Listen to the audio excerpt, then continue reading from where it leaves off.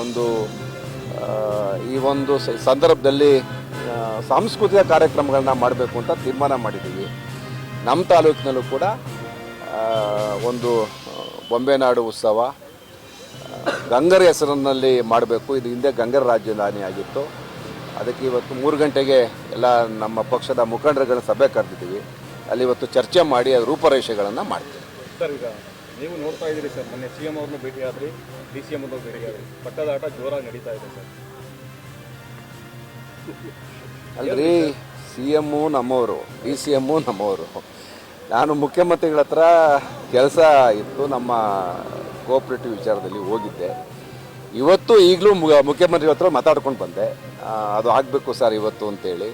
ಇವತ್ತು ಭಾಳ ಇವಾಗ ಮಾಡಿಕೊಡ್ತೀನಿ ಅಂತ ಹೇಳಿದ್ದಾರೆ.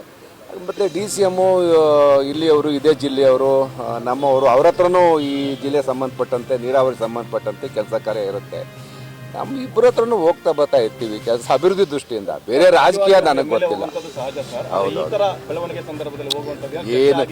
ಏನು ಬೆಳವಣಿಗೆ ಇಲ್ಲ. ನನಗೆ ಯಾವುದು ಬಣ ಇಲ್ಲಪ್ಪ. ನಾನು ಯಾಕೆ ಬಣ? ನಾನು ಈಗ ತಾನೇ ಕಾಂಗ್ರೆಸ್ಸಲ್ಲಿ 1 ವರ್ಷದ ಮಗು. ನನಗೆ ಯಾವ ಬಣ ಇಲ್ಲ.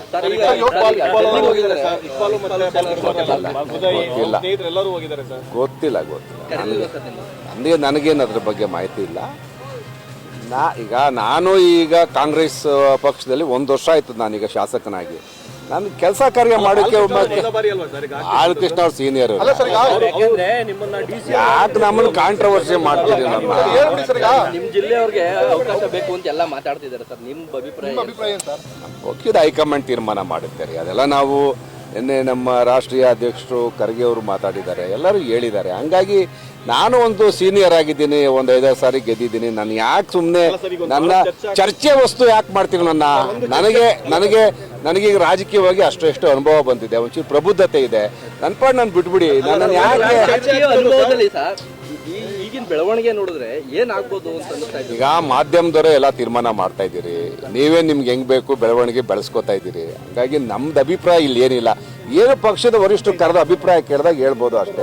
ಹಂಗಾಗಿ ಗೊತ್ತಿಲ್ಲಪ್ಪ, ನನಗೇನು ಗೊತ್ತಿಲ್ಲ.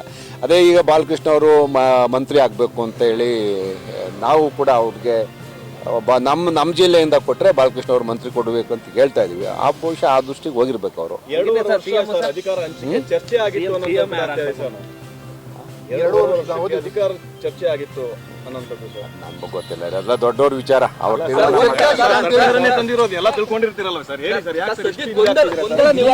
ನನಗೆ ಗೊತ್ತಿಲ್ಲ ರೀ. ನನಗೆ ಈಗ ಯಾಕಂದ್ರೆ ಸಾಕಷ್ಟು ಕಾಂಗ್ರೆಸ್ ಆಡಳಿತ ಪಕ್ಷ ಬಹಳ ದೊಡ್ಡ ಸಂಖ್ಯೆಯಲ್ಲಿ ಗೆದ್ದು ಸರ್ಕಾರ ನಡೆಸ್ತಾ ಇದೆ. ಈ ರೀತಿ ಗೊಂದಲ ಆದ್ರೆ ಜನಸಾಮಾನ್ಯರಿಗೆ ಯಾವ ರೀತಿ ಮೆಸೇಜ್ ಹೋಗುತ್ತೆ? ಏನಿಲ್ಲ, ಈಗ ನಾನು ನೆನ್ನೆ ಮಲ್ಲಿಕಾರ್ಜುನ ಖರ್ಗೆ ಅವ್ರ ಸ್ಟೇಟ್ಮೆಂಟ್ ನೋಡಿದೆ. ಅದ್ರ ಪ್ರಕಾರ ಅವರು ಆದಷ್ಟು ಬೇಗ ಏನು ಇರ್ತಕ್ಕಂಥ ಸಣ್ಣ ಪುಟ್ಟ ಗೊಂದಲವನ್ನು ಬಗೆಹರಿಸ್ತೀನಿ ಅಂತ ಹೇಳಿದ್ದಾರೆ.